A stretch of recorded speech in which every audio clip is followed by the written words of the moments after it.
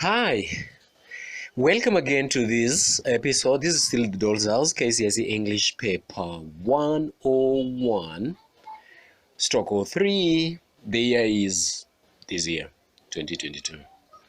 Previously, we had looked at the constrictive nature of gender roles, what society expects from both gender.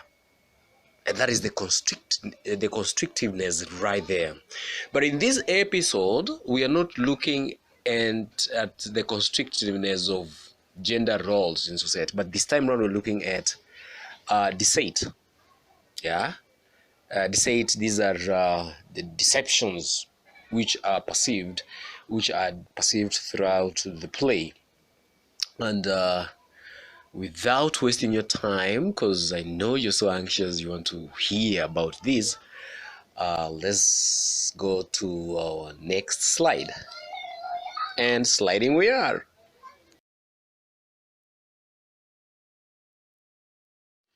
So therefore, the theme of deceit. Throughout a doll's house, deceptions are presented as masks that the liar must wear in order to conceal the truth.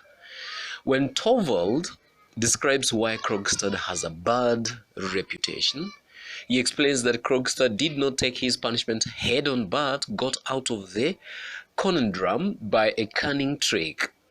And now, because of his lies, he must wear a mask in the presence of those near and dear to him, even before his own wife and children. That ever-present mask is even more clearly worn by Nora. In front of Torvald, she wears the mask of a little girl or innocent woodland creature, willing to play along with his dehumanizing nicknames of Squirrel and Skylark, in order to get the things that she wants. The masked ball provides another instance where a mask is necessary to keep others from the truth. Nora dresses up as a Neapolitan fisher girl and dances a wild tarantella in order to distract Torvald and keep him from reading Krogstad's letter, which details the truth of Nora's loan and forgery. To maintain a deception, a person must be willing to hide their true self underneath a mask. And the more desperate they are to conceal the truth, the more likely it is that their mask becomes permanent. And to our next theme, that is reputation. Good students, reputation. For both Nora and Dr. Rank, their reputations hinge on the reputations of their parents. Dr. Rank's father had a reputation as a man who enjoyed physical pleasures to such a damaging extent that he passed on a venereal disease to his son that eventually results in his son's death. Though Dr. Rank is an upstanding member of society, he is punished for his father's misdeeds and pays the ultimate price for his father's ill repute. Likewise, Torvald says that Nora's ability to wheedle money out of him is in the blood.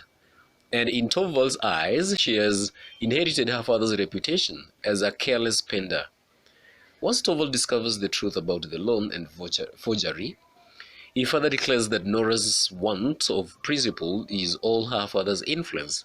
Interestingly, at the beginning of the play, Torvald introduces the idea that it is, most commonly, the mother who is a bad influence on children, claiming that almost everyone who has gone to the bad alley in life had a deceitful mother. According to Torvald, a person's reputation should be inherited through the mother. Yet, throughout the play, the opposite is shown to be the case. Just as a child in this society receives their father's last name as their own, they also seem to inherit their father's reputation, especially when it comes to negative traits. If their father had a bad reputation, it comes back to haunt them. Regardless of any goodwill, they may build up on their own. In this way, Ibsen subtly points out the poisonous influence of misogyny in this society. Good students, this also marks the end of this specific episode. And if you've not, or if you're coming across this work and it's your first time, and you know that you're a student, and you know that you are a candidate, and again you know that you're about to sit for an exam, subscribe and stay hooked. Otherwise, you never know. This might be your savior, or this might be a work that maybe can usher you, or can be a stepping stone that will see you that will usher you to the other side of the river, where maybe you'll be doing your own work.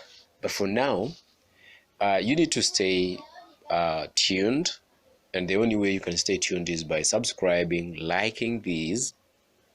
When you like, what you're doing is that you're encouraging me, you're motivating me indirectly to do more of the same. And of course, one good turn solves the other.